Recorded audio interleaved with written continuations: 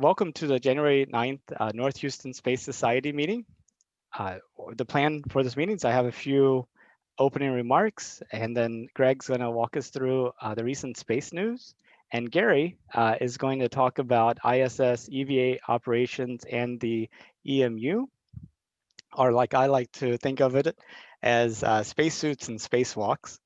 At the end, we'll have a Q&A session where we'll open it up, and then we'll have some time just for free sharing of any recent events and other activities that you've been involved in. So a little bit about myself. So my name is Nathan Price. I'm the president of the North Houston Space Society. I work for a software company, but my true passion is around space exploration. I've attended conferences like the International Astronautical Congress, the New Worlds Conference, the International Space Development Conference. I've also been able to experience zero G in the Vomit Comet, as it's been known. I'm an NSS Space Ambassador, a Space Hero Insider, and currently I'm doing a project where I'm interviewing a person a day till the end of 2024. I think I've bugged pretty much all my friends about that. So if you have any friends that need bugging, let me know. So one of the big things I've been talking about, of course, is NASA putting people on the moon in 2024. And this is a really significant achievement because the last time we had people on the moon was December 14th, 1972.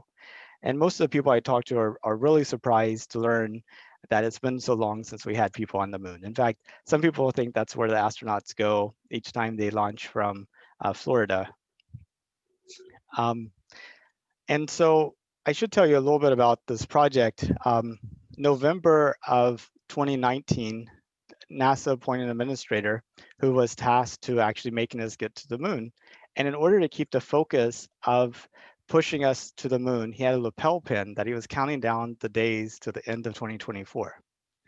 And in addition to that, he was highlighting a specific NASA employee every single day that was actually contributing to making that happen. And that led me to the question of what do everyday people know and think about us going to the moon?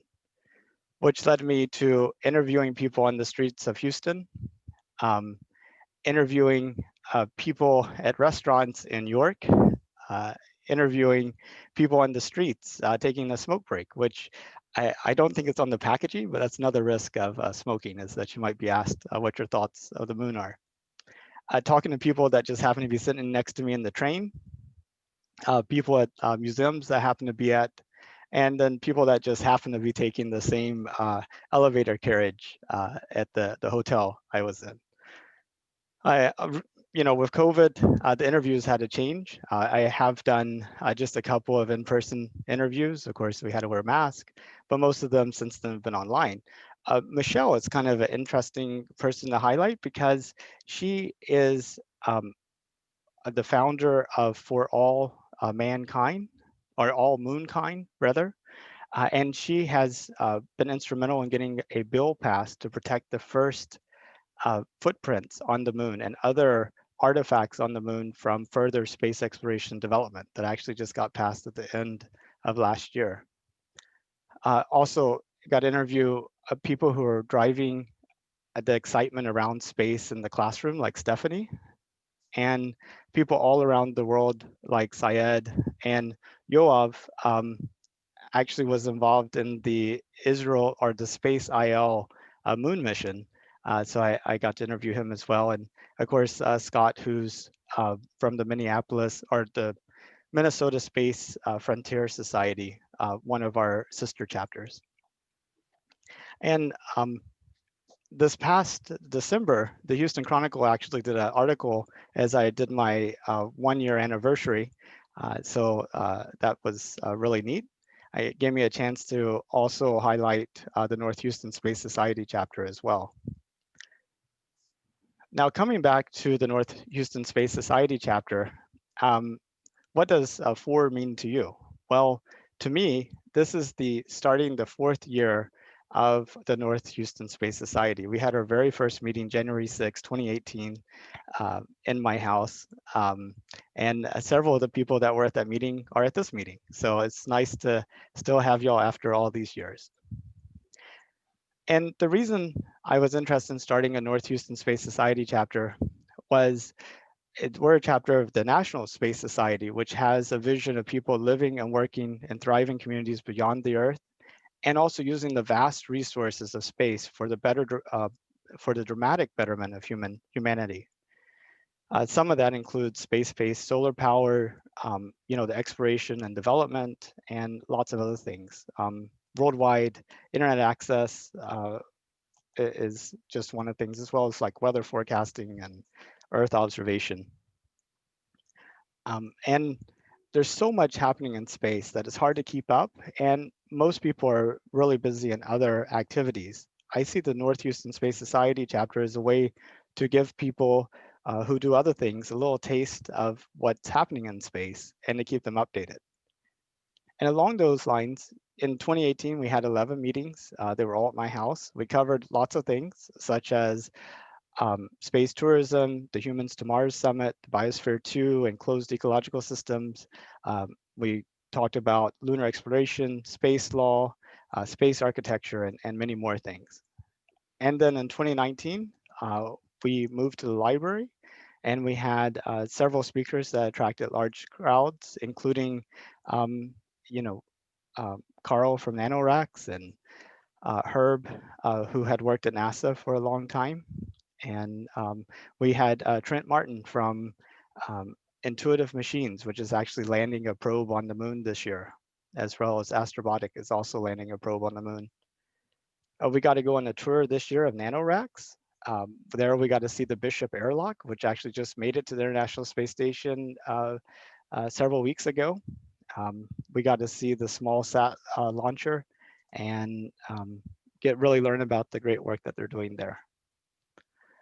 And then 2020 was an interesting year for all of us. We started out in the library. We had the Space Communicators program. We had 2 people complete that, including Bren Lee, who's on the phone or on here, as well as Adam Hawkins. So that's really great.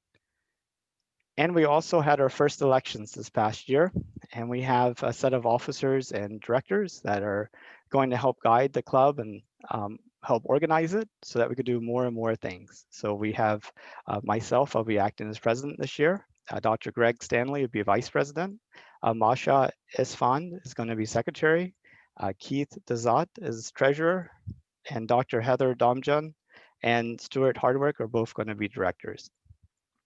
And so with this group, hoping to really put together 12 great meetings this year, as well as trying to figure out some other activities that we could do, like tours and social events once we get past the COVID, and maybe some other projects and programs and ways to really interact with the community to be able to spread more awareness about what's going on in space exploration and development and the opportunity it offers for humanity. To that end, we're going to have a general business meeting this coming Thursday, January the 14th from 7 to 9. The goal is to have everybody that attends that meeting to be a participant.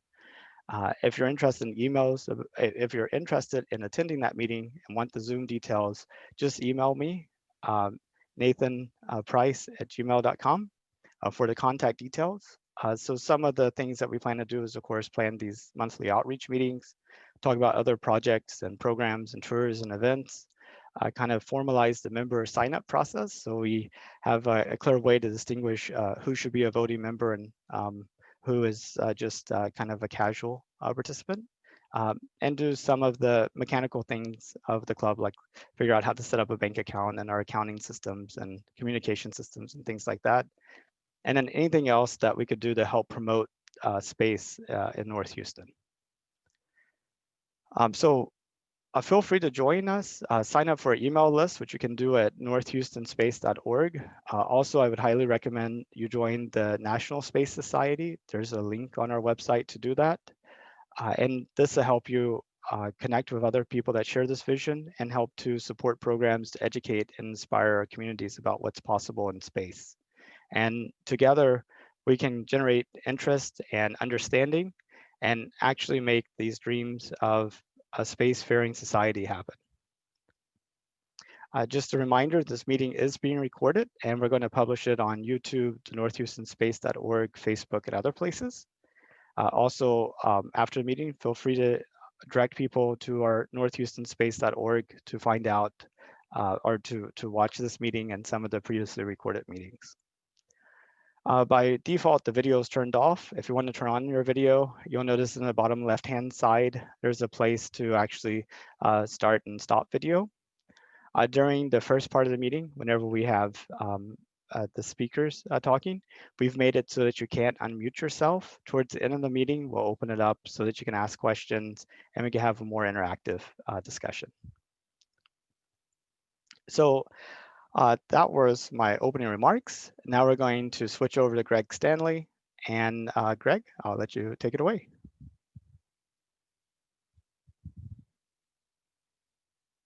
Unmute. Okay, thank you. Get set up here.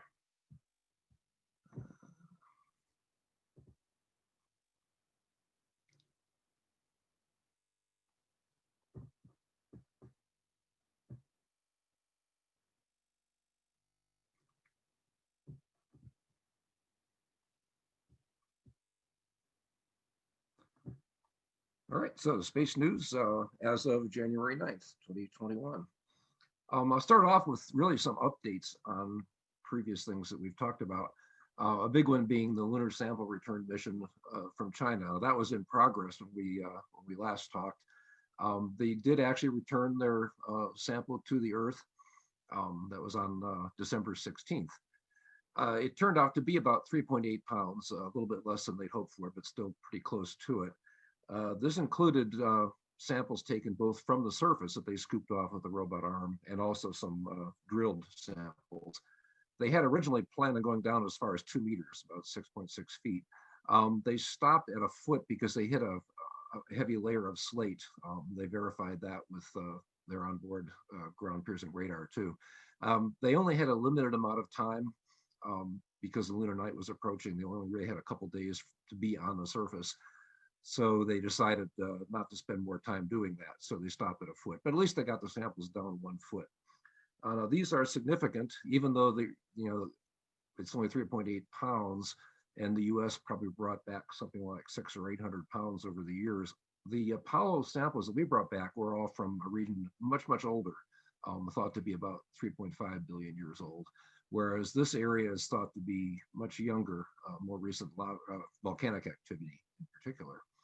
And so that was probably in the 1 to 2 billion year region, and they'll probably have more information on that over time. Their plan is to give out portions of the samples with other countries and the UN. They are, in fact, going to follow the precedent that was set by both the US and Russia, that they give out diplomatic gifts to favored people. It turns out we're not among those favored people right now. I mean, you could say it's partially just because of tensions with China, but in fact, the U.S. has long had congressional bans on NASA doing much of anything with China. So they're kind of saying, well, okay, unless you relax that, we're not going to give you anything. So yeah, we'll see what happens on that. It is worth noting, we typically think of the Chinese as working pretty much on their own, but the reality was it did have help from the European Space Agency, in particular for a lot of tracking and communication kinds of things. That involved multiple stations that they operate.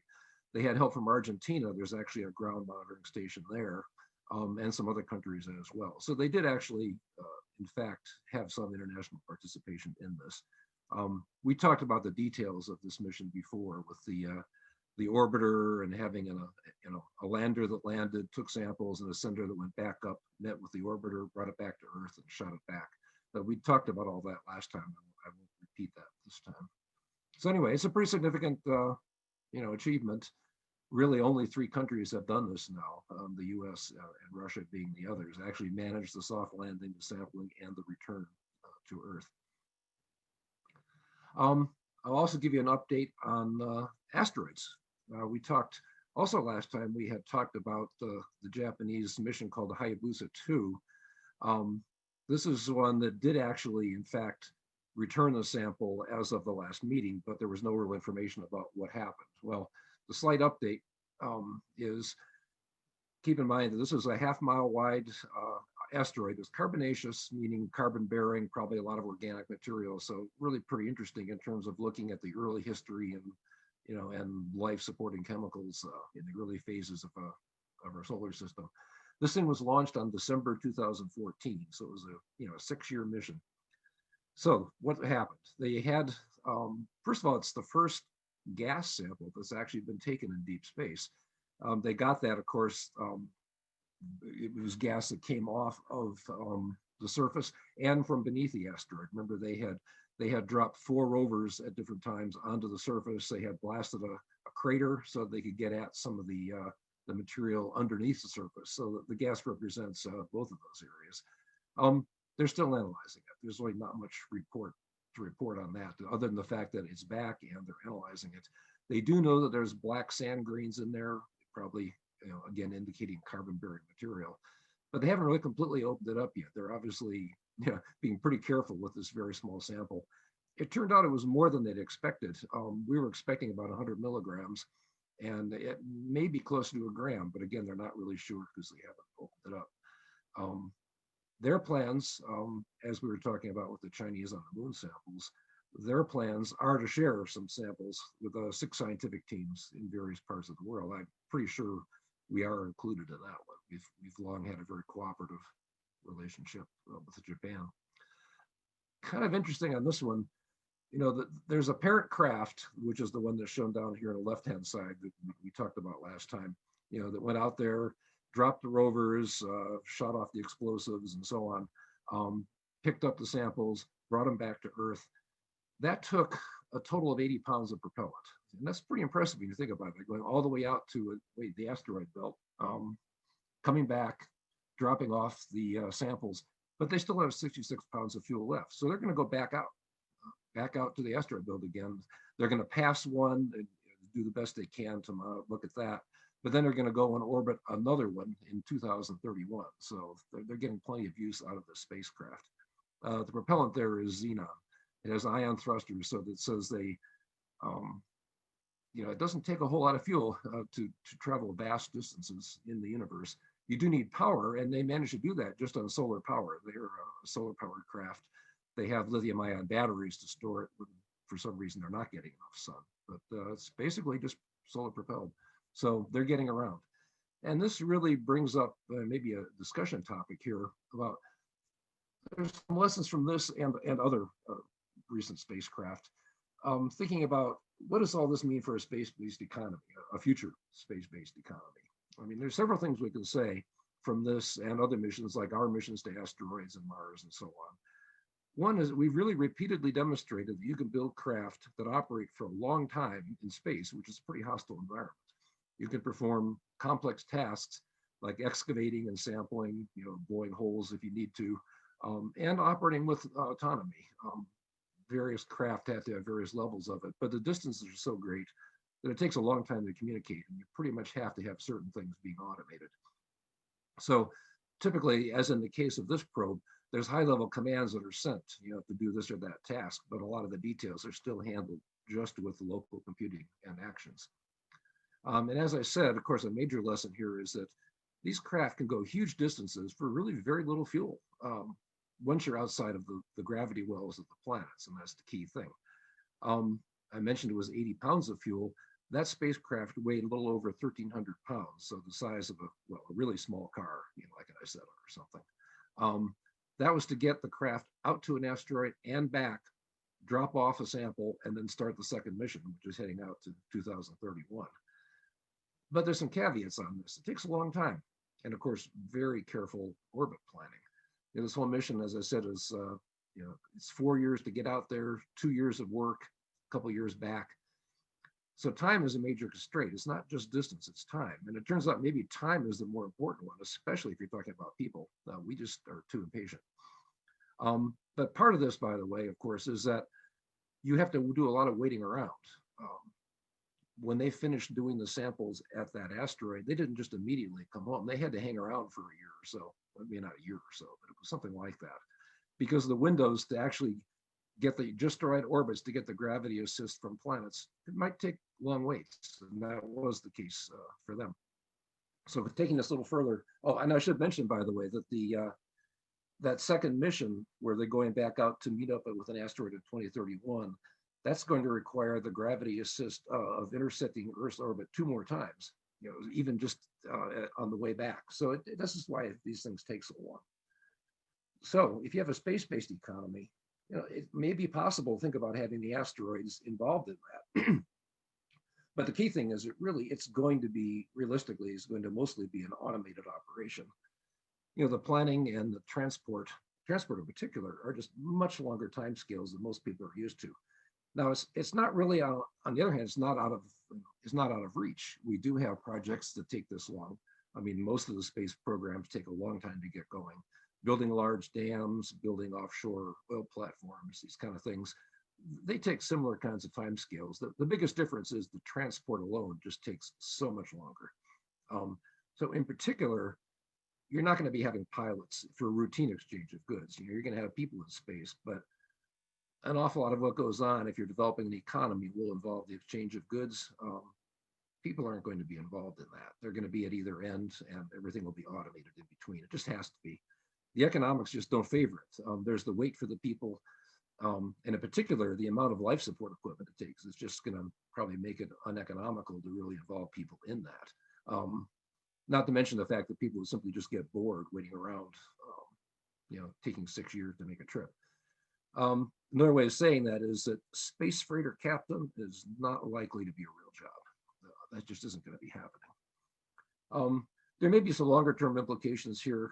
You figure there's several things that are needed to settle in space. One of which is gravity. Now, of course, you don't have that in an asteroid. You do have it in places like the moon. But you can solve it in space, of course, by rotating it. So that's a solvable problem. Second major barrier for living in space or even on the moon is radiation shielding. And of course, if you're on a planet or the moon, you have plenty of material available.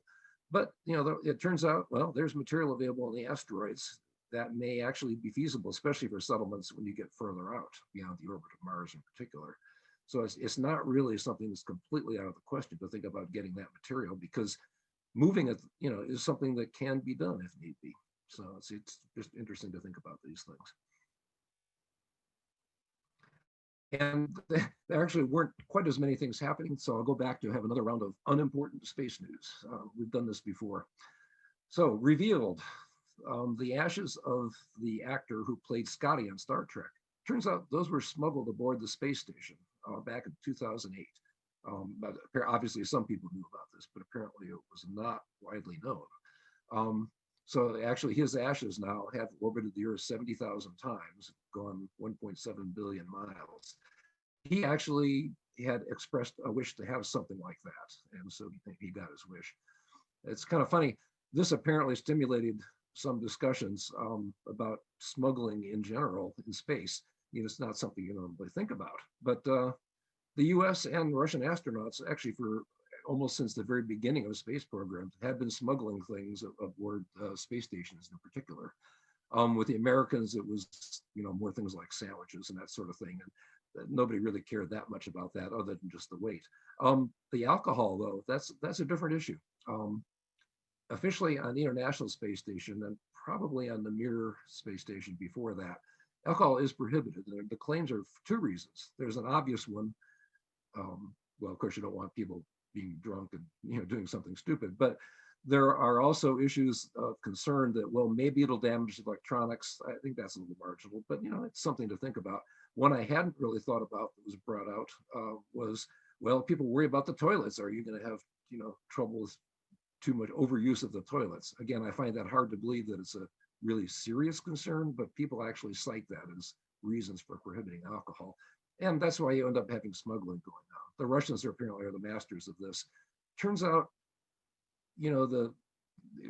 going to type, you'd think they'd want vodka. Actually, cognac is their preferred beverage. And there's a picture here of some people on the Mir space station back in '97 sneaking alcohol aboard. And it's always cognac for whatever reason. That's actually their favorite drink. Now they go to great lengths to do this smuggling. I mean, for instance, some of them will go on a crash diet to lose weight, so that when they stuff some bottles of cognac in their suit, nobody notices. They put it in with other things. They hollow out books. They take up containers labeled juice that in reality is alcohol. So they work this problem pretty hard. And of course, everyone would want a better food. I think that's less of an issue now. They have made, NASA has made more of an effort to have good food available. Well, anyway, it turns out who thought about it. Obviously, the people that write science fiction shows think about things like smuggling all the time, but people just thinking about official space programs probably don't. Okay, and the last of the unimportant space news, a major decision has been made. Members of the U.S. Space Force will officially now be called Guardians. Now, of course, if you're like most people, you're probably thinking, oh yeah, Guardians of the Galaxy. Or actually, if you're a video game player, there apparently are undead warriors in a very popular video game that are defending Earth. So they say, no, that's not it. It actually goes back to an old U.S. Air Force Space Command motto where they call themselves Guardians of the High Frontier. Sure. Also, that's probably in the same vein as the official logo that they've used. For the official Space Command logo now, if you look at it, and you compare that to the one next to it, which is Starfleet Command from Star Trek, they're pretty reminiscent of each other. And this was brought up before. It turns out they can claim with some accuracy that in fact some early Air Force Space Command logos did look kind of like that. I mean, in fact, maybe one possible history here is that when they did Star Trek, maybe like art imitated life. They kind of copied something that existed already. But now you might say, well, okay, Starfleet, they've returned the favor now. In this case, life is going to imitate art and go back and look again like Starfleet Command. You can decide. Okay, now we're at that point where we can talk about how many launches have there been since the last meeting. And what we usually do is we have a chance for you to take a guess. And I'll just wait a few minutes for you to do that.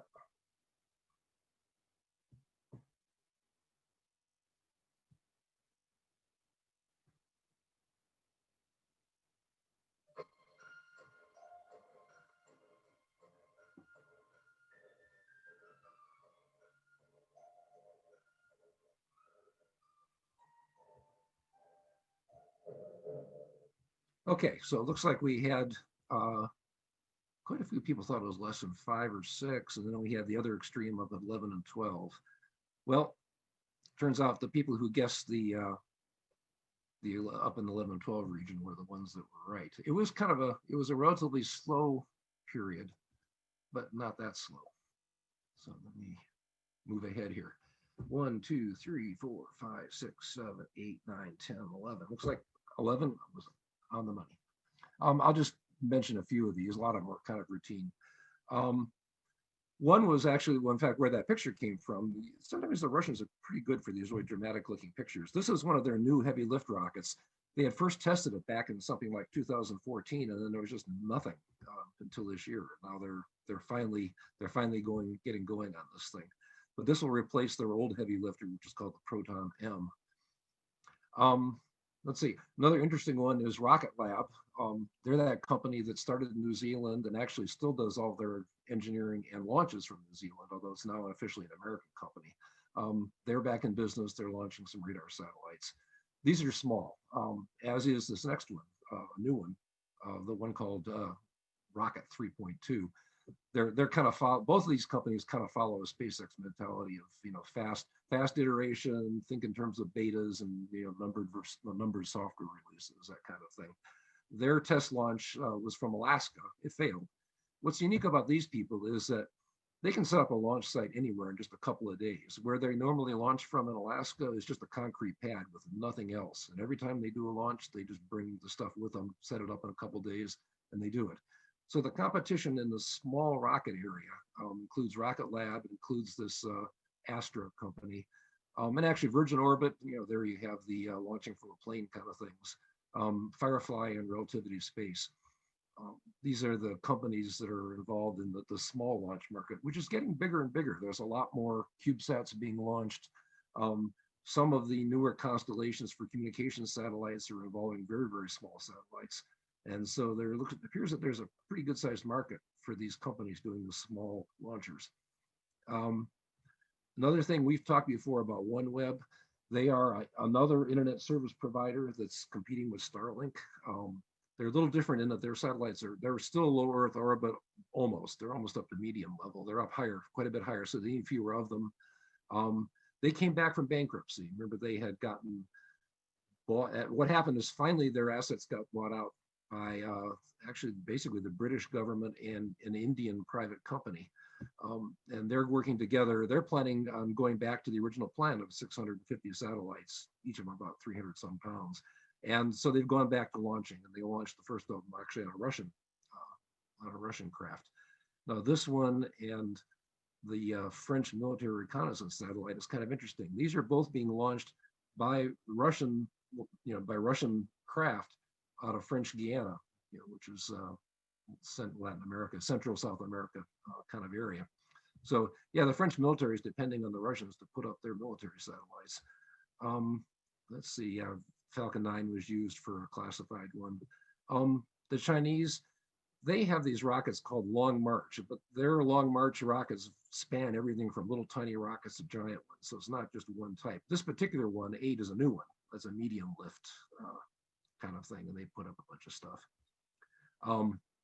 This Turkish communications satellite, the only thing notable about that was, one, it was the first launch of 2021, and everybody thinks that 2021 is going to really have a lot of launches. It's going to be a very, very busy year. This particular one it's a geosynchronous orbit.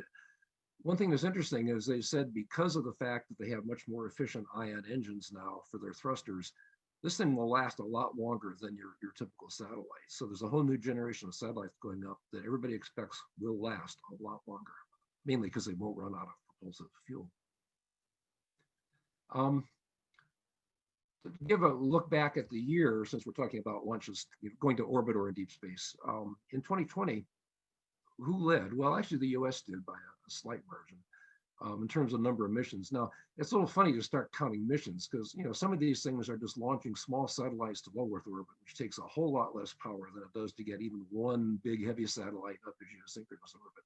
So, but ignoring that distinction, the US had the most, 44 missions, of which 40 succeeded. Now, that does include Rocket Labs because the headquarters now is in the US, and they will start doing some launches from the US, Virginia. They're going to not just launch from New Zealand going forward. China is next, though, 39 missions, of which 35 were successes. And then Russia is a distant third at 17.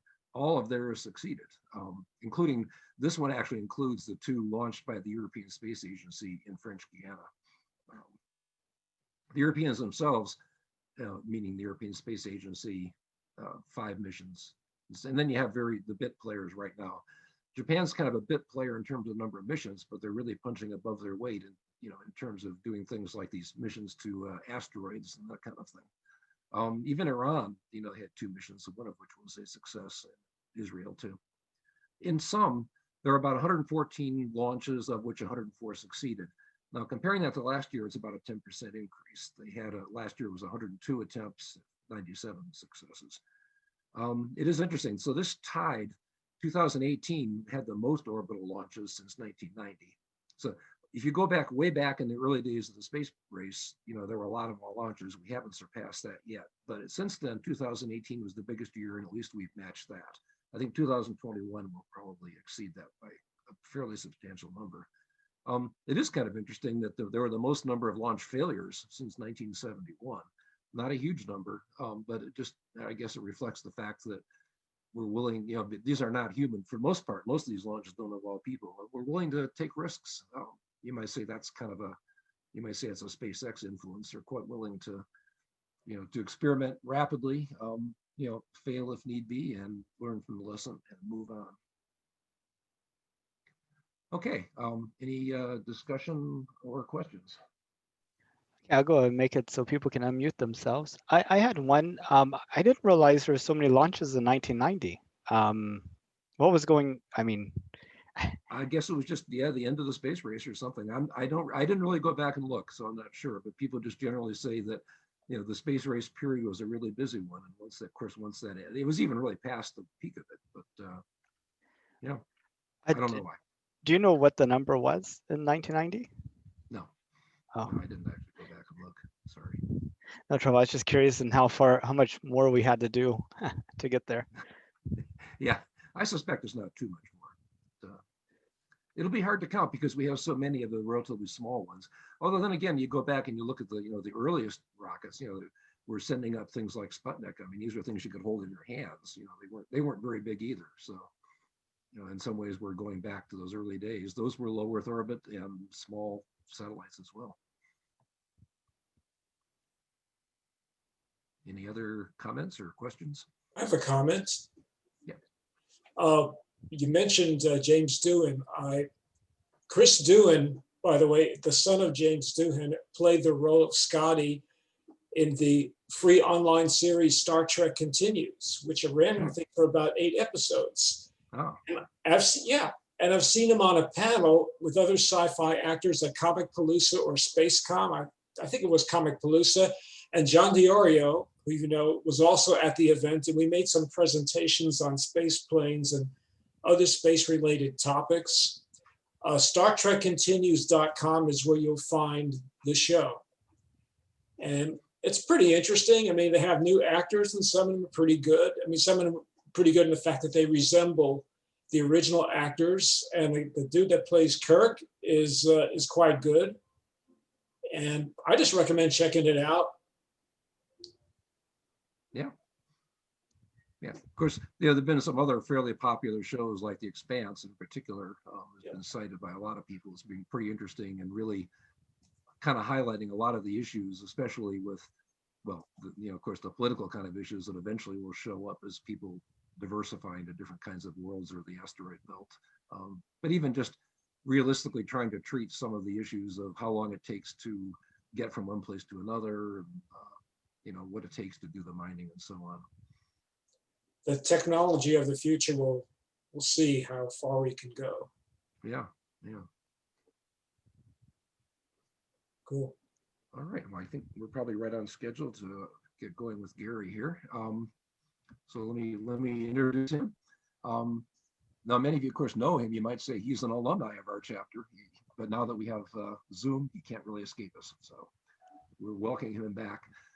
This topic is, as was summarized by Nathan, is spacewalks and spacesuits. Now, translated from NASA EASE, this is ISS for the space station, EVA for extra-vehicular activities, and the EMU, which is an acronym of acronyms, EVA mobility unit or some such thing. So basically, he's talking about getting in, out, and around the space station, and an overview of spacesuit technology in general, and technology which will be involved in walking on the moon, which walking on the moon is not a completely easy thing, partially because of the restrictions of spacesuits.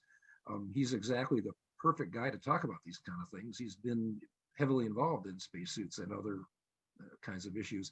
He was at Collins Aerospace supporting that EMU, spacesuit development, life support, and all kinds of other issues.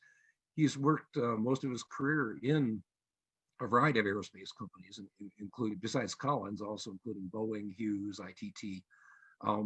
And he's one of these Renaissance men that's been involved in physics, got a master's in systems engineering, but focusing always on space systems, with studies along the way in geophysics, astrophysics, electrical engineering, and so on. Currently, he's in fact at an aerospace company called Whisk Aero.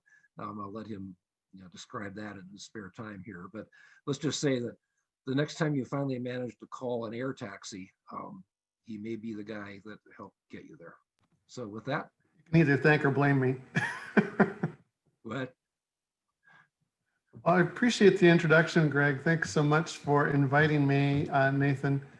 It's amazing how fast we forget former jobs. So this was an opportunity for me to bring to mind and remember, what kinds of things I had been working on. And it came at the right time, because otherwise I probably wouldn't have remembered as much as I did. So we're going to start here at the top.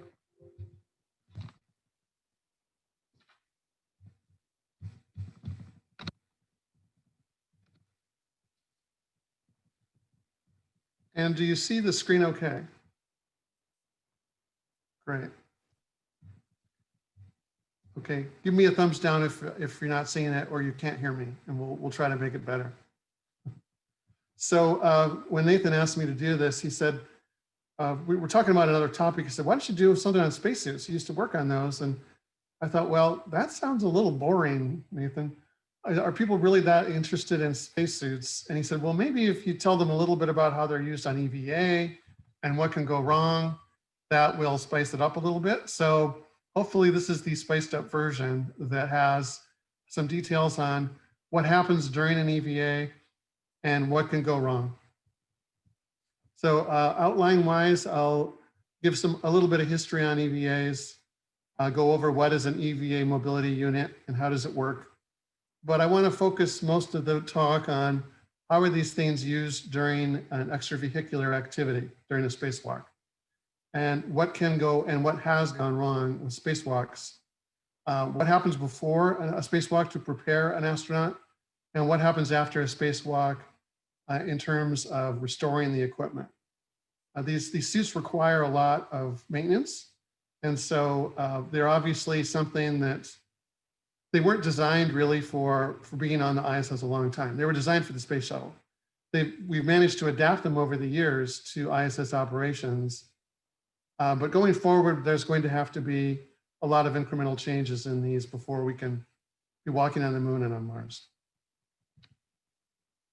I think Greg already covered my background, so I won't dwell on this. I was officially by Hamilton Sundstrand referred to as the EVA System Engineer. That's a little confusing because I wasn't in charge of the EVAs. During an EVA in mission control, there's an astronaut who mans that EVA station. It's the only station in mission control that's typically manned by an astronaut. And they're typically astronauts that have EVA experience, so that they have someone really experienced on an EVA sitting in that spot. So they're the official responsible party for an EVA.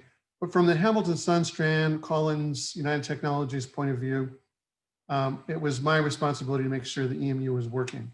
I was also the Houston System Engineering Manager of the System Engineering Group. There's a lot of overlap between those two jobs because typically the system engineers or people on staff in system engineering are the ones that sit counsel when it's time to do an EVA and make sure the suit's working correctly. However, I was also responsible for new space equipment, life support development, such as the American version of the space toilet, such as a deep space trash compactor. For when we start going on long missions, we're going to have to find alternate ways of dealing with the trash, of getting water back out of the trash. And so that's something that I worked on while I was there. And incremental changes to the life support and to the spacesuits, which I'll go over a little bit as we go through this. So there were about 23 spacewalks, US spacewalks that occurred during my 4-year tenure, supporting expeditions 45 through 59. The way that the space EVAs are numbered is different depending upon where you look. In Wikipedia, these would have been spacewalks 189 through 216. That numbering system, though, includes spacewalks not just by our astronauts, but also by the Russian astronauts. And so the numbering scheme gets a little out of sync when you start looking at how NASA numbers the spacewalks versus how Wikipedia numbers them. The other thing that's confusing is Wikipedia started with the space shuttle walks, whereas NASA started over again on the ISS when they were going out of the ISS airlock. So hence the numbering, a little bit different numbering differences that I'll go over as we go through these. I think that kind of covers the background part. Okay, let's talk a little bit about the history of extravehicular activities. The Russians were the first ones out the door, as astronauts sometimes call it, on a spacewalk. Their suit was a glorified flight suit, which was ours. It was fed by an umbilical. It was fed oxygen through an umbilical. It did not have a self-contained life support system in the backpack, as we use now. This suit was almost full pressure, which was bad. They weren't really designed for vacuum type operations. So the suit became very stiff during the EVA. And really the astronaut, Alexei Leonov was lucky to get back into the spacecraft unassisted. And the suit overheating was also an issue on that spacewalk. We came out about 3 months later. I was lucky enough to have started in 2015, just before the 50th anniversary of EVA was celebrated by NASA, and I was able to go to that celebration and hear firsthand some of the discussions, some of the stories from the people that were engaged in that mission. When I sat in the NASA auditorium at Johnson Space Center, Gene Kranz, who was running mission control during the Apollo era and even during this era, got into the audience and sat directly in front of me. And before the presentation, I'm like, Gene, shouldn't you like be up there on the stage? He's like, no, I'm not a suit guy. So what they had during the presentation was all the people associated with the space suits that were part of the panel. And they told the story about, I believe it was a Gemini craft, which was a two-seater, and you can open up either side. They opened up the side of the astronaut that was going out on the spacewalk, Ed White. And they had problems with the hatch getting open. So that should warn you, maybe we shouldn't open it, right? Because if you have problems with the hatch getting open, what else is going to happen? Well, after the spacewalk's over, then they couldn't close it. They had problems getting it closed. That's really bad, right? You can't re-enter the atmosphere when the hatch is open. So this was a dangerous situation. Finally, a thermal engineer said, this might be thermal expansion. The sun's been shining on this side of the spacecraft, the whole spacewalk. If we rotate the space vehicle so that the space vehicle, the hatch is facing the cooler side, maybe that will make a difference. And sure enough, that's what solved the problem. And the door shrank just enough so they were able to close the hatch and get back safely. That's thinking on your feet, and was a good job of mission control reacting quickly to an engineering problem. There weren't any provisions for handholds on the spacecraft at the time, so Ed White was just kind of floating out there freeform on the tether. This was also another tether system where everything was coming down an umbilical. And so there wasn't any self-contained life support. His mask was fogging up a lot because there was no moisture removal in the suit, no ability to remove moisture. The only thing coming down the umbilical at this time was, there was no cooling water like we have now. It was just a pure oxygen feed.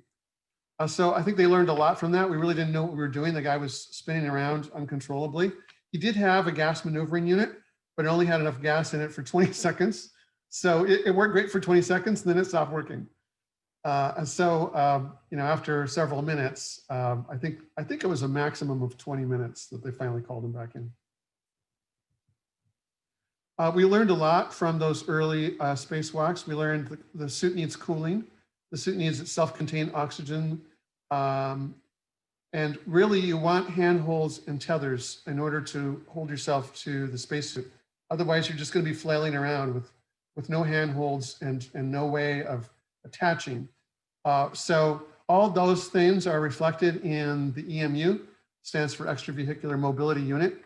It is specifically designed for micro-G, in other words, essentially zero-G spacewalks. It can be thought of as a very small spacecraft. Everything you need to stay alive for 8 hours is contained in that suit. It's formed by, can you see my pointer here? It's formed by 3 different pieces. The helmet and the soft goods materials are known as the spacesuit assembly. The spacesuit assembly is made by Dover. They're a partner with Hamilton Sundstrand, and they have been partnered with Hamilton Sundstrand since the very early days of spacesuits. So every suit that's been designed for zero-G in a vacuum has been designed by that partnership. That's a US suit. The portable life support system is stored in the backpack. It's shown back here. It has a water supply system for cooling, so-called feed water. There's also an RF set to maintain RF capability to communicate with the astronaut in a Snoopy cap, a headset that's built into this cap fits over the astronaut's head. There's oxygen back here, oxygen supply. They're both primary oxygen and secondary oxygen if the primary system fails. I'll go over the schematic a little bit. There's also the display and control module, which gives the astronaut, through his gloved hand, the ability to adjust the frequencies, the radio, the suit cooling, how hot or cold is it, and the suit mode. The suit is in different modes depending upon whether you're still in the airlock or whether you're out of the airlock. If you're still in the airlock and you're still pumping down, this cooling sublimator, this is, the suit is cooled by a sublimator. What does that do? Well, it forms an ice pack. It bleeds water into the sublimator, and that water sublimates. It switches, and there's a heat of sublimation. And so that's actually how the suit is cooled.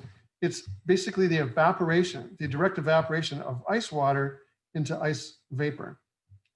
So that movement of that switch from a solid ice pack to vapor is what cools the suit. And everything else is heat exchange. There's a pump, a water pump that circulates. You can see these tubes here, liquid cooling and ventilation garment is worn under the pressure part of the suit.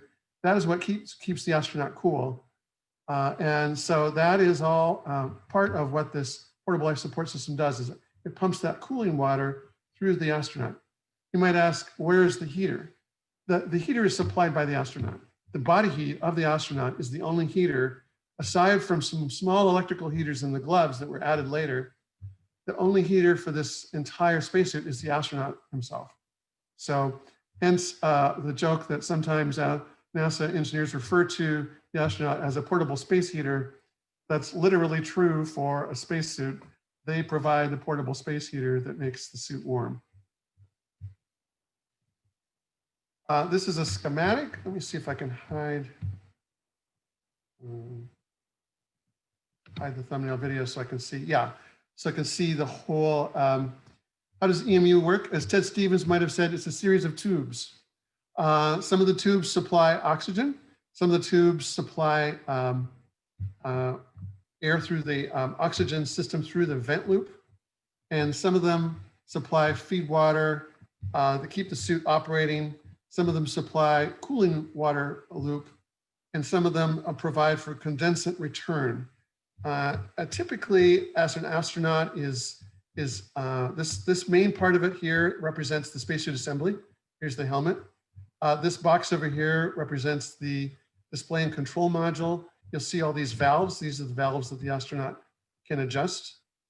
And then there's also this connector here is a solid single connector that can connect to the chest and connects not only the cooling water, but also the oxygen system, and also supplies the feed water. So this oxygen system is shown in yellow here, and you can replenish this oxygen system through the umbilical, through this tube here. And then that oxygen system then is used with pressure regulators to feed not only the vent loop here, which goes down through here, but but also it's used as pressurant to pressurize the water system, so the feed water is regulated down, but that feed water is what's circulating through the astronaut on this loop here.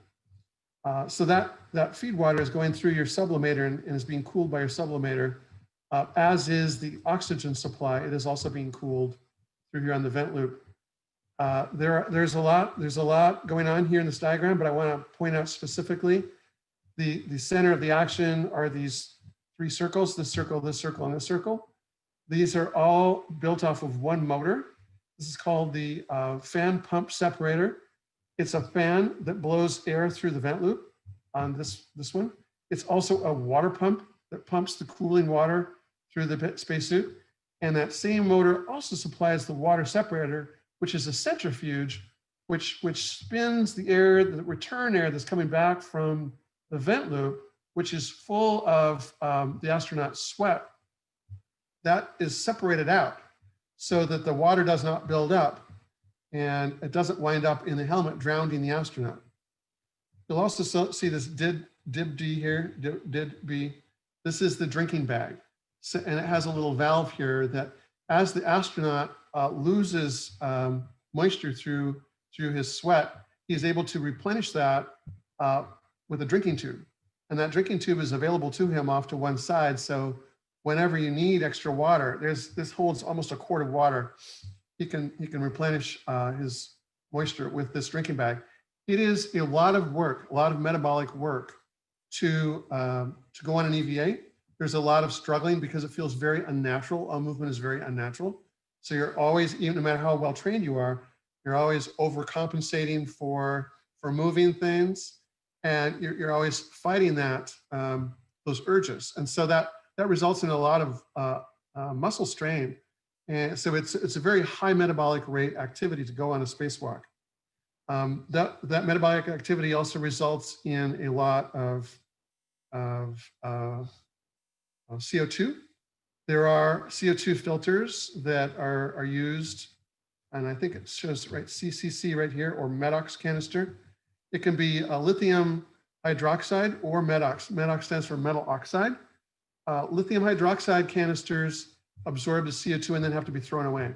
The metal oxide canisters can be baked out after use and returned to the suit and reused. So the metal oxide is the way to go on long space missions because it can constantly be reused and restored, and that CO2 filtered over and over again. How does one prepare for EVA? Well, to go on an EVA, you need two things. You need a prepared astronaut and you need a prepared spacesuit. So the astronauts prepare by getting in these suit simulators. Well, first of all, they prepare on the mission by just being in a ground version of the ISS. This is housed in Building 9 of Johnson Space Center. And if you've gone on a tour of Johnson Space Center, the tour probably included the option of going on a little bus ride and walking the catwalk that is above. It kind of has a view. It's off the picture here, off to the right, but it has a view of this simulation. It actually isn't a simulation. It's real hardware. If you go inside of these vehicles, it's real actual hardware. So as the astronauts training, for instance, in the Quest airlock, which is pictured here off to the right, is the Quest airlock. This big part is the equipment lock. This narrow part is the airlock where it's evacuated to space and it's pumped down. And the astronauts, as they're training to use this equipment that's in the airlock that services the spacesuits, they train in here. So that's the first part of their training program. The second part of their training program is specifically for every spacewalk. The mission's a little different. So they have to train in the neutral buoyancy lab, which is shown in this picture here on the upper left. And those are spacesuit simulators that are essentially diving suits. They feel and are the same shape and size as a real spacesuit, but they're not at all a real spacesuit. They're essentially a diving container that the astronauts use to try, and they adjust the weight of them so they have neutral buoyancy. So it feels somewhat like you're weightless. You're floating around. It makes it a little bit easier. It is obviously, there's more viscosity in water than there is in a vacuum. So it's not a perfect simulation, but it is a lot better than just trying to train on the ground. So they'll train for the mission in the neutral buoyancy lab. As far as, let me see if I can locate the pointer. Okay. As far as getting the suit ready, these suits are typically refurbished by the factory in Windsor Locks, Connecticut. They're sent back to us in Houston. We used to go through the practice of testing them first in an unmanned chamber, which are the pictures on the upper right. Two pictures on the upper right are the 8-foot chamber, where it's attached to basically a human simulator that makes CO2, that uses oxygen. It's a metabolic simulator, and the suit is tested first that way. They have since I've left, have done away with that testing, and they go now to the straight manned testing, which is the next two pictures down. That's the control room for the manned chamber. And then there you see on the right, an interior shot of the manned chamber. This is without a suit in it. These suits are very heavy. They weigh some 300 pounds. Obviously, when you're in a zero-G environment, you don't really care how much the spacesuit weighs. But if you're in a suit on the ground, you literally cannot stand up in it. It's so heavy. So that framework is what holds the suit up while someone is in the suit while the suit is being tested. And a volunteer, typically somebody at staff at NASA or at Hamilton Sunstrand, the part of the United Technologies and Collins that works on these suits, mans that suit to make sure that it's working when there's a human in it. And finally, the last phase of testing happens in the SATA chamber. This is was used for space shuttle simulation. Now it's an ISS, essentially ISS airlock simulation. And a real astronaut that's really going to go out on a mission gets in the real spacesuit, and it may not be the same spacesuit he uses when he goes up on orbit, but it is essentially a functionally identical spacesuit and a space qualified spacesuit. So he gets in that chamber and he gets used to working the operational controls of a real spacesuit in not a zero G, but in a vacuum environment. These are vacuum chambers that are pumped down all the way to vacuum. And to prove that to the astronaut, we typically put a pan of water in the vacuum, and it kind of drives it home when the astronaut starts seeing the water evaporate, come to a boil and evaporate, because that means there's now not enough vapor pressure to even maintain liquid water anymore. And so that's when you kind of know, okay, we're getting way down to a zero vacuum type, zero torr vacuum. Then the day of, it takes several hours in the equipment lock of pre-breathing O2 on an umbilical in the spacesuit to force out all the nitrogen from their blood and muscle tissue. They even do a little bit of light exercising in the suit to force out that nitrogen, so that as they're depressurizing, that nitrogen doesn't start boiling out of their blood. That can be very hazardous. And one of the contingency operations we have on ISS is bends, treatment for the bends. This is an external and interior picture of the Quest airlock. This is what's used to house the spacesuits, and the bigger, fatter part of it on the left, that's the equipment airlock part of it. And then, let me see if I can find my cursor here. Here we go. This part of it is the equipment lock. This part of it is the airlock. Here, the lower picture is showing the airlock, the narrow part, and this is the umbilical interface assembly. You ever wonder where the other end of an umbilical go? That's where it goes. So here you can see he's already off the umbilical. He's ready to go out. They only use, modern spacewalks only use the umbilical now in the airlock during the pre-breathe activity or after the spacewalk is over to replenish all of the supplies in the spacesuit. So here you can see the umbilical is not attached to the umbilical interface assembly. So that means he's detached his umbilical and he's ready to go out on the airlock. You can also see, if I get the cursor back here,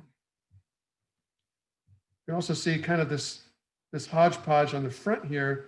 This is his equipment tool belt, essentially acts as a tool belt where you can attach tools to this that are on little mini tethers. And then he'll attach, when he goes out on the spacewalk, he'll attach his whole spacesuit to a tether using this attach point. What's in the equipment lock? I'll show you in a better picture later. There's a lot of servicing equipment that's used to service the suits that are housed in the equipment lock. Okay, we're out on a spacewalk. We're finally done. We've trained on the ground. We've checked out the spacesuit on the ground.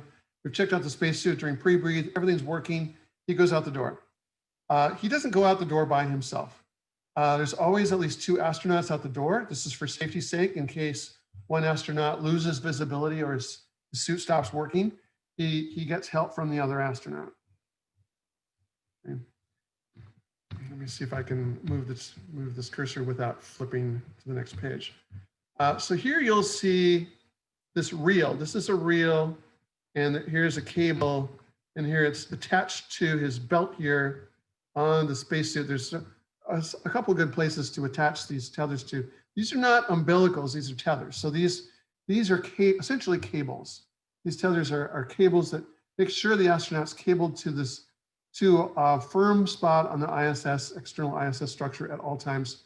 There are attach points that are specifically designed for this. These handholds, you can see one of them there on his lower right that is used specifically as a handhold and a tether attached point.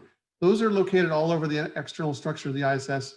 You never know where an astronaut's going to have to go to fix something on the ISS. So that's one place where you can attach. You'll also notice there are lights that are on either side and cameras there also that give mission control a good view of what's going on. Those lights are for the dark side. The ISS is in a 90 to 93 minute orbital period, which means half that time it's on the light side of the Earth, half the time it's on the dark side of the Earth. So in any given EVA, it will be performed half in the light and half in the dark. So the astronaut doesn't really have a choice. We're stuck in the orbit we're stuck in. As soon as it's on the dark side, those lights come into play. And one of the stories I have from my time serving during EVAs is Peggy Whitson, who became very, very comfortable with spacewalks. She would always do everything in half the amount of time that it was allocated and half the time it took for every other astronaut. She became so comfortable with her spacesuit that occasionally she would forget she was in space.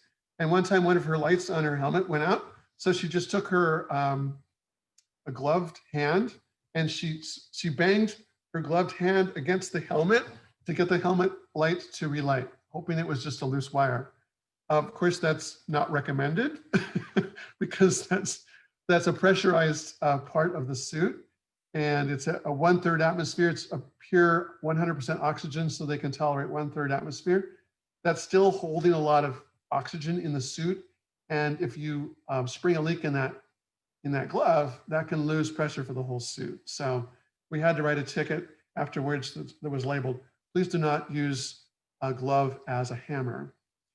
That's one of the many fun stories that came out of working with these amazing astronauts who become so comfortable in their spacesuits. They are also never alone because they have mission control, which I've shown off a picture on the right here.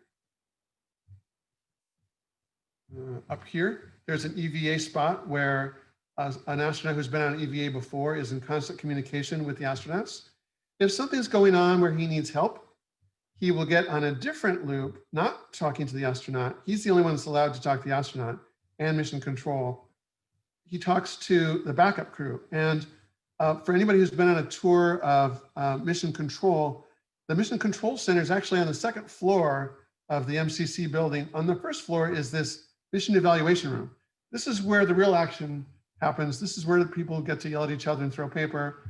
This is where stuff gets sorted out. And then we tell the people in mission control who calmly tell the astronaut what to do next. This didn't used to include EVA other than a couple spots over here, but they have since expanded off the frame. Here is another little expansion room that goes off the mission evaluation room that now houses all the EVA people. The EVA people used to be housed separately even during a spacewalk in Building 7. And the first half of my tenure, that is where we would do spacewalks from. We would do it in a little mini mission control in Building 7 and then talk by radio to the mission control people. Since then, they've merged us into the mission evaluation room, so everybody's sitting together, which I think is a much better setup. We also, if we still don't have things we can answer, we have people back at the factory in Winchell-Locks, Connecticut. And this lower picture here is a picture showing Winchell-Locks, Connecticut. And this is where the spacesuits were originally designed and fabricated. And a lot of the original designers from the 80s are still on staff there and can answer questions as questions come up. And they also have at least one factory engineer who sits through every EVA at Winchell-Locks, Connecticut, who is available as we need them on the net. One other thing I'll point out, there are red stripes on the pants of this particular spacesuit. That there are no red stripes on the other person who goes out the door at the same time. That is a visual indication that's easy to see at any given time for mission control, who's in charge of the spacewalk and who isn't. The commander of the spacewalk externally on the EVA is the one with the red stripes. The other person does not get the red stripes. So you'll see at any given EVA, one with red stripes, one without. If you ever go down to Clear Lake and you see, sometimes they put up like a little balloon EVA spacesuit man above the McDonald's. He has red stripes on his suit. Astronauts are brave people because not only are space launches dangerous and space returns dangerous and living on the ISS dangerous, but there's a whole separate set of dangers that come with going on a spacewalk. Most of them having to do with things that can go wrong in the suit itself. I will point out there are very few moving or electronic parts in the suit. That is by design. The moving parts that are happening are back in the backpack. There isn't any moving parts inside of the suit. There isn't any electronics inside the suit. Why? Because it's a pure oxygen environment inside the suit. So one spark and there's a flash fire and there's really nowhere to run, right? When you're inside the spacesuit, how are you going to run from an oxygen fire? It would consume all available fuel inside the suit, and that would not be a healthy place to be. It would put the astronaut's life very much at risk to ever have a fire inside that suit. That can happen. That's never happened on an EVA. The only time that's happened is inside of our lab. We did have an oxygen fire inside of our lab. It did catch the suit on fire. It wasn't a very pretty picture. It was put out in a few seconds, but it was very, very dangerous and hazardous. We don't want that to happen. CO2 can build up if your MEDOX is extinguished, or if the vent loop stalls, if the fan stops running, the CO2 can start building up in the suit. The human reaction to too much CO2 is a lot like the human reaction to alcohol, to too much alcohol. It affects your judgment, and you can have problems, obviously, if that goes on too long. There are ways to purge the suit with relief valves. It will purge the suit and will burn up a lot of oxygen, but at least you clear the suit so that the suit continues to have oxygen in it. There are ways, working ways around that. It is also possible to drown in a spacesuit. With operating in a micro-G environment, if water gets in the vent loop, that water can come into the helmet and can be stuck on your head, around your nose, or around your mouth. I'll go over one time when this actually happened, and the astronaut in question was very lucky to get out alive. You can break a tether or come off a tether. If that's the case, there is an emergency backup system called a SAFER. It attaches to the backpack. It has a jetpack. You don't really want to have to depend on that. And there is a limited amount of fuel, gas associated with that backpack.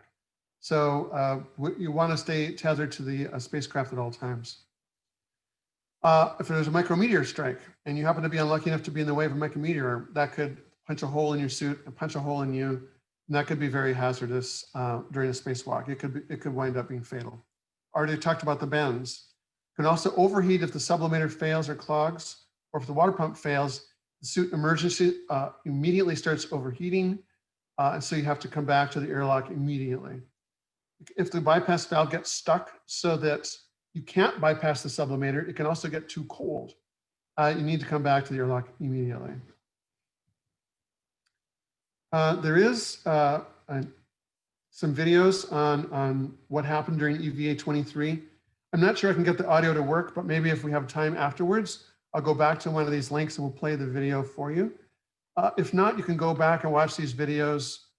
You just Google EVA 23 on YouTube and you'll be able to find a lot of good videos on it. There was also a short movie made about EVA 23, a documentary. And that documentary hasn't been released yet to Netflix or to Amazon. But I think as that's been shown at Houston Visitor Center before, and I think that'd be a really fun thing. I hope they post that too. Oh, not very fun, I'll put it another way, very educational video to watch regarding EVA 23. The situation was there was a lot of water that entered the vent loop. You can see the upper picture, that water inside the helmet. It was rolling around in a micro-G environment. It got stuck to Luca Luca Palmitano, he's an Italian. This was only his second spacewalk. And it started going on in the middle of the spacewalk that he felt more and more water in his helmet. And as the water built up, he started filling in mission control that, hey, I'm feeling a lot of water in my helmet. What happened though was it shorted out the Snoopy cap he wears, that's the comm hat, it shorted out his comm. Then we lost comm with him. So we didn't know how bad it was getting. Well, as soon as we lost comm with him, his partner astronaut started working towards getting him back into the airlock, and the mission was aborted. And it wound up, it was so bad that the water had gotten out his nose, but he was still able to breathe through his mouth. Nevertheless, a very dangerous situation. What went wrong? Well, during a root cause and corrective action, RCCA investigation, the typical thing to do is ask 5 whys. So you can really drill down and find out what the cause of the mishap was. This particular mishap was caused by a plugged separator. I talked about a separator being a centrifuge. There's some pinholes in the centrifuge that cause water to go through the pinholes and air not to go through the pinholes. And so that's, as that centrifuge is running, it's, if the pinholes are plugged, the water will not go through those pinholes and will not be separated. So that's what caused it, was dirty water. Dirty water plugged the pinholes of the separator, so the water had no way of getting out of the vent loop. As the mission progressed, there was more and more and more and more water, and the separator wasn't working. And so there was a buildup of water in the suit. Why was the water dirty? Well, because the water filter that's supposed to clean the water was dirty. Why was the water filter dirty?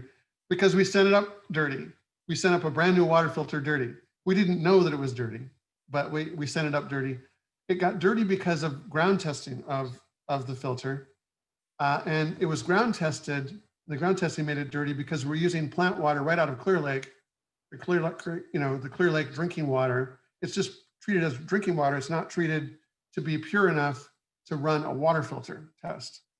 So we were ruining our water filters as we were testing them. They were clogging up more and more and more. So they're almost used up before they even got onto the ISS, cleaning dirty Clear Lake drinking water. So obviously there were a lot of fixes to that. We fixed our acceptance testing so we wouldn't make these water filters dirty. We also came up with a way of cleaning the cooling water that's stuck in the spacesuit at the end of spacewalk. We had an airlock cleaning loop recovery system, all clear system. And one of my jobs as a system engineer was to make improvements to that. And that helps keep the suit water clean. We also expanded water cleanliness testing on the ISS. So suit water is routinely tested on the ISS, and those test kits are sent down to the ground when astronauts are returning. Those test kits are sent with returning astronauts to constantly check to make sure with ground labs that those spacesuits are staying clean. We also added a high absorbency pad in the back of the helmet so that if there is a little bit of water that is not getting pulled out, that high absorbency pad will suck up a little bit of the water near that vent port. And obviously, we're filtering now even the supply water that gets added to the suits. Before we even put it into the EMU, we filter it.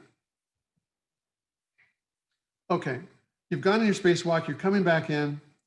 The spacesuits are removed with the help of the other astronauts. After you go back in the crew lock, it's pumped back up inside of that crew lock.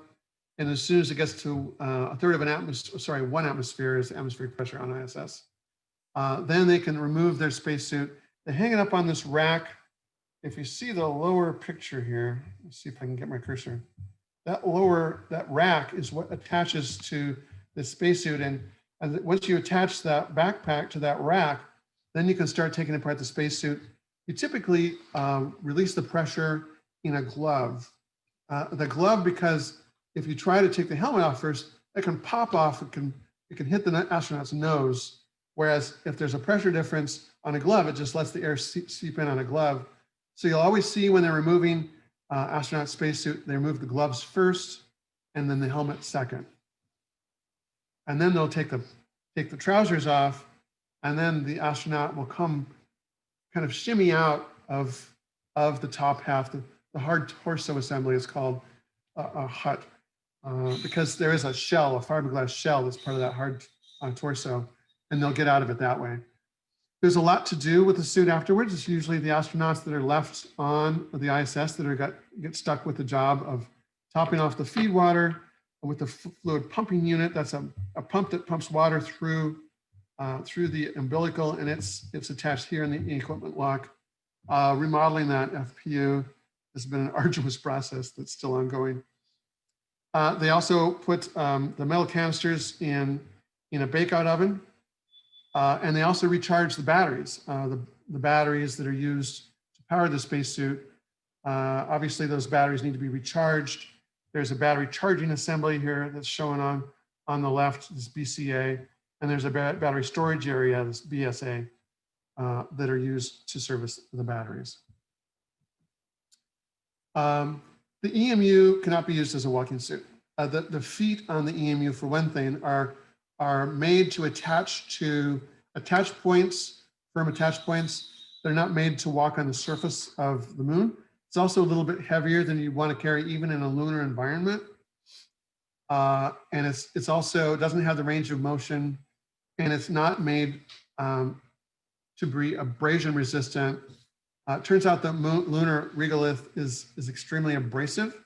It's because there's no wind resistance. There's no wind blowing dust around, smoothing out the dust. The dust is very jagged because the dust was formed by micrometeorite strikes.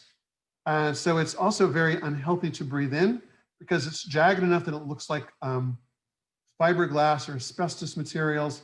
You don't want that jagged stuff to get in your lungs because it attaches to pieces of your lungs, and you can never get rid of it, just like asbestos. So you really don't want that stuff in the suit.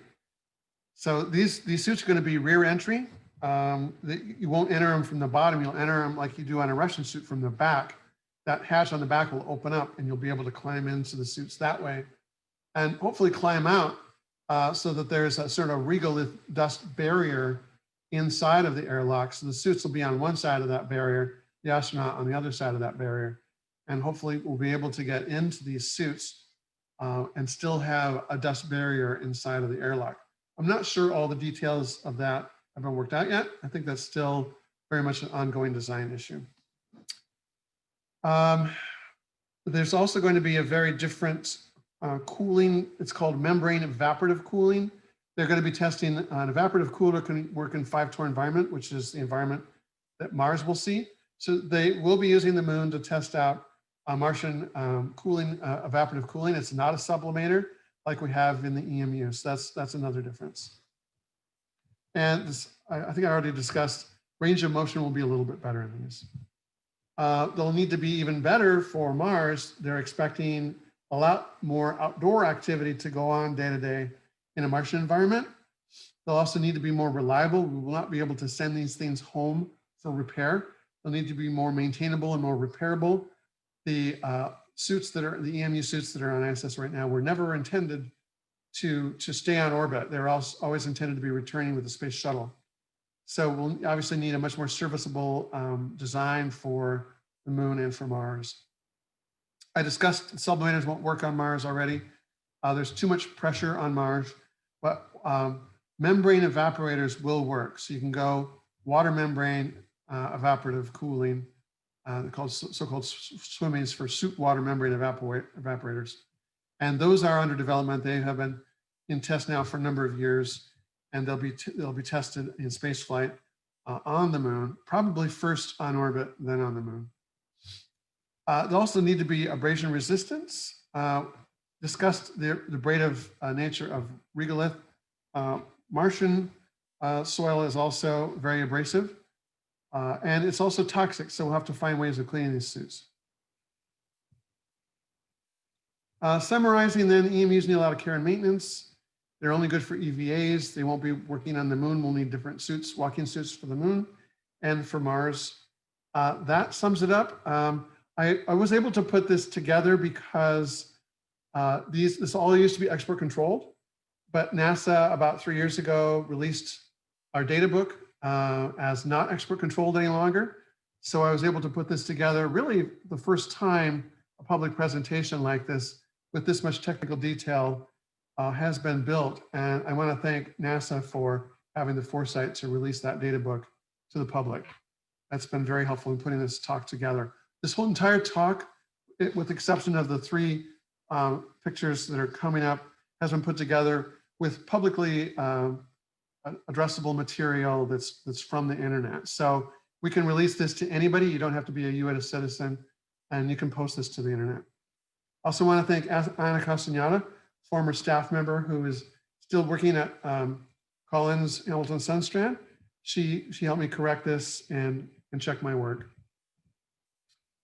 These are the only 3 pictures that aren't out on the internet, but they're not technical in nature. So I wanted to include these because the one on the left is in the EVA office from Building 7, and it shows the difference between the US suit and the Russian suit. The US suit's on the left, the Russian suit's on the right.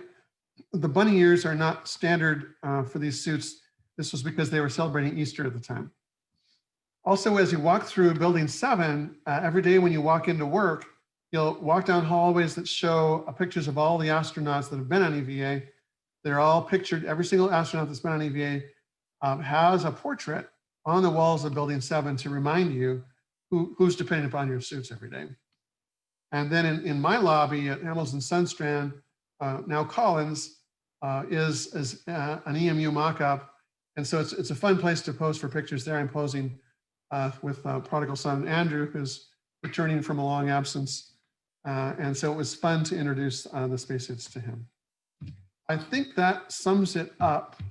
So I'm going to stop presenting here and I guess open it up to questions. Sounds good. I'll go ahead and make it so everybody can unmute. Well, Gary, thank you so much for sharing that.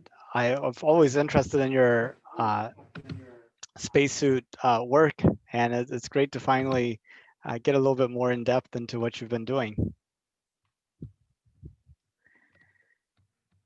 Yeah, can you still hear me? I can still hear you. Oh, all right, great. I'm going to try to get the display back so I can see everybody else and see if there's any questions. I did have a question in terms of the 8 hours. So they do have a mechanism to get water, but anything around eating that they do for 8 hours? Yeah, they don't have any sustenance at all for 8 hours. So they'll have an energy drink beforehand, but that's the only sustenance that they'll have. There's no way to eat during the spacewalk itself. And you mentioned that a micrometeor could be fatal for the astronaut.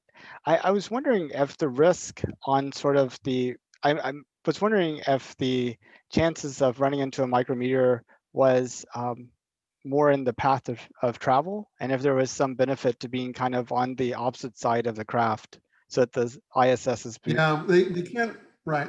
You can't reorient the craft for every spacewalk, right? There's a certain orientation to the ISS because there's things that have to be pointed towards the Earth, and there's things that have to be pointed towards space.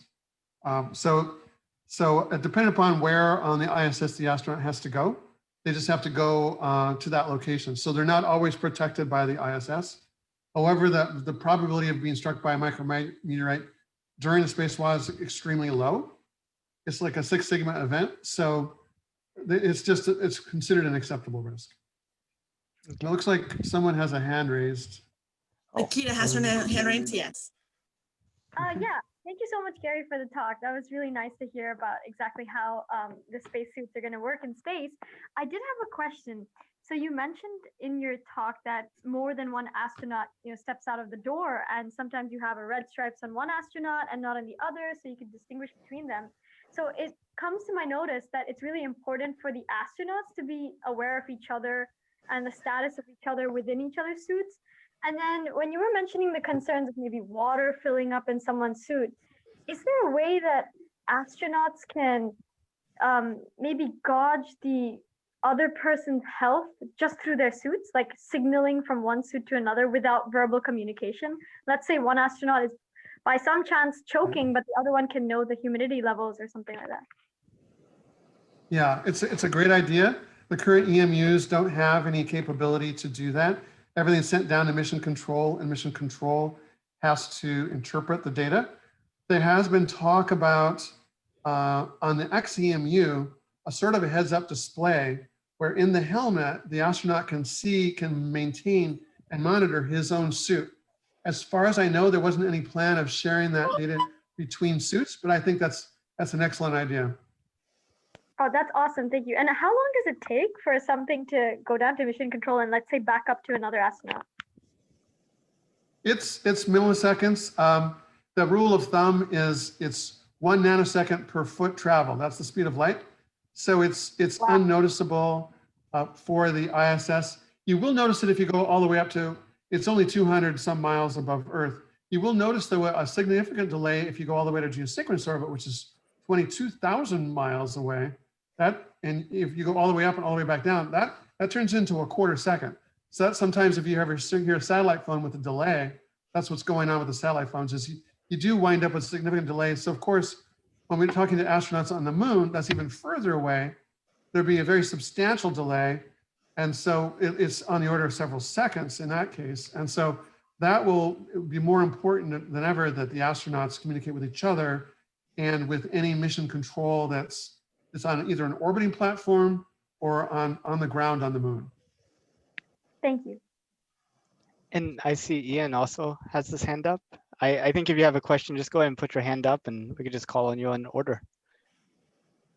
Yeah, hey Gary, that was an awesome lecture. My question's about the suits that you're going to be building in the future for Mars. You said the environment was real toxic. Is there any like research going on to see whether, you know, there's not just chemicals you have to be aware of, but maybe microorganisms, you know, anything like that? I'm not a chemist. Luckily, I keep one on staff here. Perchlorates. Oh, what's the danger of perchlorates? Oh,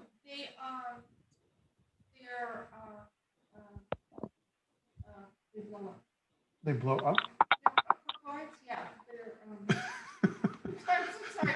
I'm off duty here. Oh, I'm sorry. I put my chemist on the spot. So perchlorates are toxic to humans is the short answer. I don't know why they're toxic, but they're toxic to humans. I'm not a biochemist. Yeah, we're going to do some research here.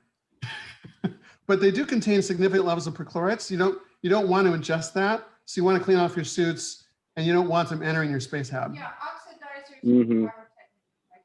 Oh, they're like oxidizers. Okay. There's no oxygen. Oh, there is oxygen. Oh, never mind. Yeah. Yeah, that's bad. Okay, it's bad. Perchlorates are bad. It's bad. Awesome. Thanks, Gary. Yeah. Masa? Yes, I have a question. I think the pressure suit for the for EVA is the interior pressure would be around 27.5 kilopascal. Am I right? Yeah, it's a third of an atmosphere. So I don't really how many pascals that converts to. I can use a unit converter. But the reason they use a third of an atmosphere is it makes the suit more flexible. So it's easy to bend the suit when it's at a lower pressure. And so it's 100% oxygen. So instead of at 1 atmosphere having a third of it being oxygen, they go to a third of an atmosphere with 100% of it being oxygen. I think That's Russian suit is about Russian suit uses half atmosphere. Am I right? Yeah, Russian suits are at a higher pressure. And Nathan, what you might want to do sometime is get Chuck Fulcher, who is connected with me on LinkedIn, to do the exact same talk I did with you, only on the Russian suits, because the Russians go out on spacewalks too with their own suits, a completely different suit design. And he's literally the US expert on the Russian suits. And he works still at Collins. And so I would try to get him to do a completely separate talk on the Russian suits because it's quite fascinating. And I know he has a presentation on it because he's given it to us before at Hamilton Sunstrand. And it was especially interesting to NASA when we started looking at doing a lunar suit, having a suit that has separate water pumps from separators, from vent fans because, oh, it's Aaron. Yeah, because that's the kind of setup where you really don't have to have one motor fail and everything fails.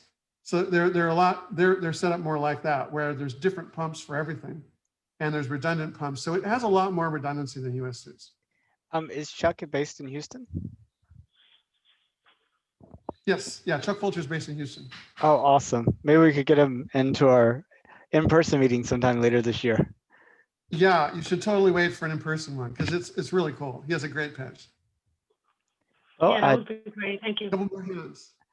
oh, sorry about that. David, did you have a question?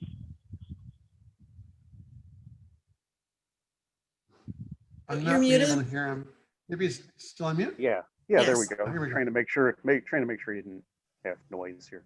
Hey, so an observation that I have about the new suit concepts with the rear entry and what's called a suit port, and we see that demonstrated in a rover design that you may or may not have seen, but it basically has. Yeah, I've seen that concept where the suits are as external. Yeah, and a problem with that, and I ran across this because I was among many other tasks at NASA. I was doing maintainability on the suit port. Oh, really? Okay. Yeah.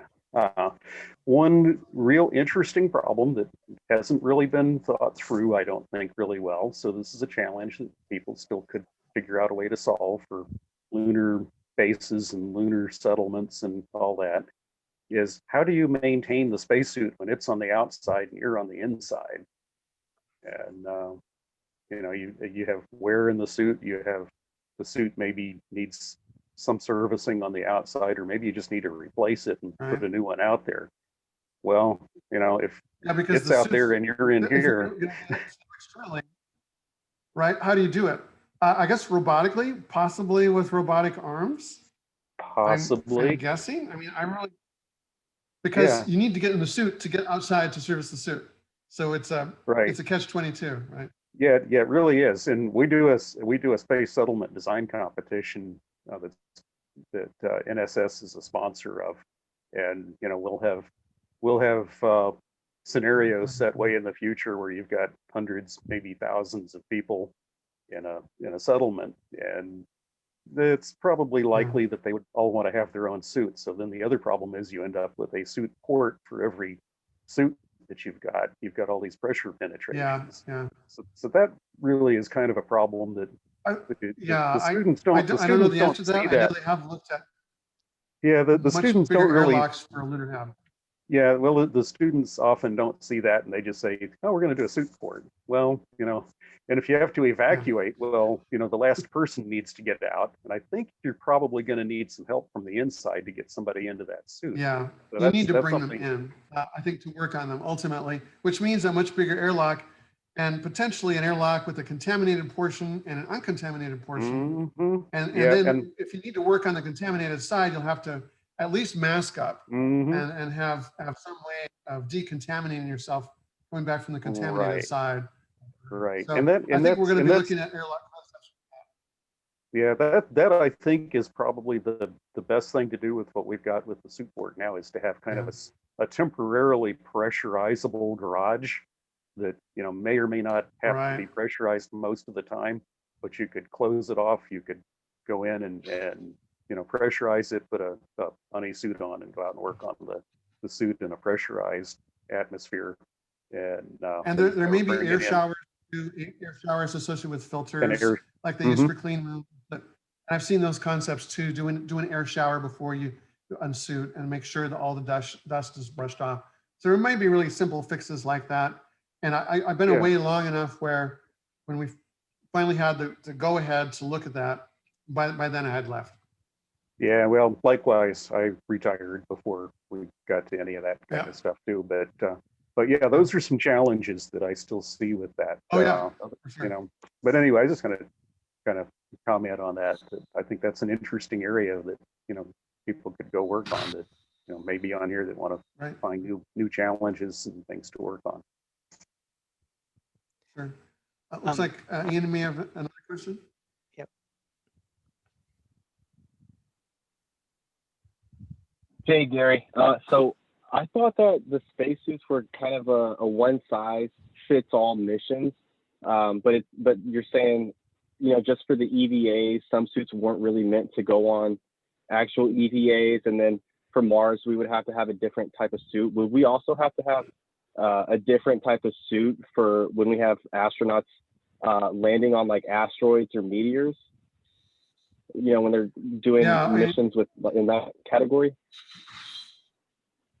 It'd be interesting, an asteroid mission, because it's 0G or micro G environment, and there's no way to walk on it. For stuff like that, I've seen concepts where they actually have a small miniature spacecraft, kind of like a 2001 Space Odyssey style pod, because as you get close to the asteroid, there's a lot of debris. I mean, if you're trying to thrust around, there's a lot of debris that'll be kicked up. So I think approaching an asteroid is going to be very tricky in a micro G environment.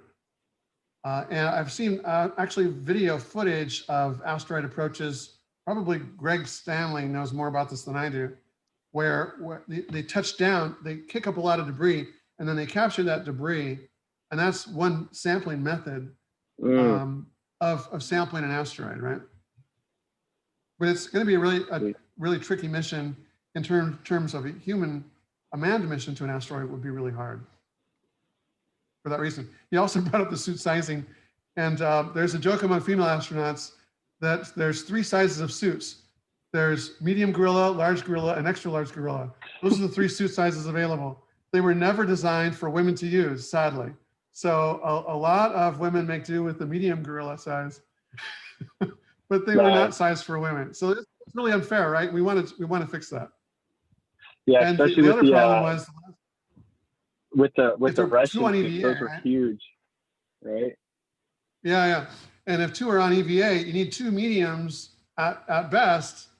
And I think the first time they tried with 2 female EVA, they had 1 medium and 1 large. And basically the second woman says, I'm not doing this in a large. What are you doing here?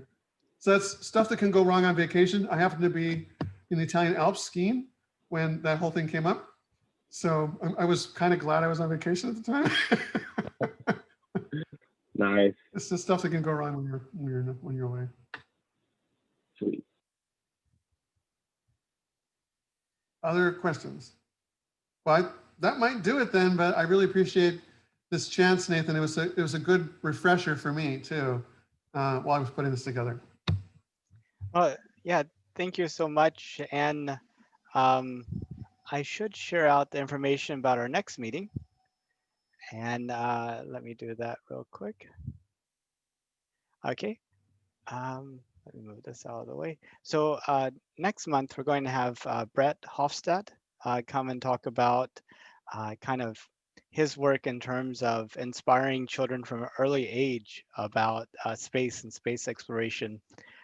He's currently in the process of producing Goodnight Moon Base, but he's also written books like How to Be a Rocket Scientist, which is 10 powerful tips to enter the aerospace field and launch a career of your dreams. So that'd be really good to have him there. I did have a number of other questions for you, Gary, if you don't mind. Go ahead. Yeah, so there's 3 companies that are bidding on the human landing system for the moon, and one of them, the national team, has the crew capsule way high in the air with a ladder coming down that's like 2 or 3 stories in the air. Now, based upon your experience with spacesuits, climbing up and down that high of a ladder, what's your opinion? Yeah, it's challenging, and I didn't see on the conceptual design any tether slider. What you would really want to do is be tethered to an edge of the ladder, which would mean like a railing that's a separate railing, separate from the handhold railing that you can slide a tether down on. Maybe the notion is you tie the tether around the same railing as your handhold. But typically it would be a separate railing that would be for a tether connection. So I think it's probably doable. with a tether connection. I wouldn't want an astronaut to be 2 or 3 stories above the lunar surface without being tethered up. So if that's their concept, I would want to judge their concept based on, from a safety point of view, how's the tether going to work with that concept? And that makes sense. And I think they're seeing some advantages. Well, I think this is after they designed it. They're like thinking of the advantages of it. One is dust mitigation, the idea that as they're climbing up and down this ladder, some of the dust might flake off. So it's kind of, but I think that. Yeah, not as good as an air shower, but yeah, it's a start. It's a start.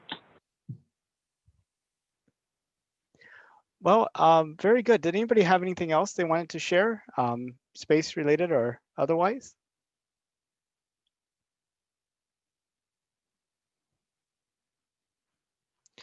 Well, good deal. I look forward to seeing you all at our February meeting. And thank you again, Gary. Really appreciate you coming and presenting. It's nice that you could still participate. You were there at our very first meeting, and it's great to have you back. No, I appreciate what you're doing, and I love your advocacy, Nathan. So I'm thrilled to be able to help out.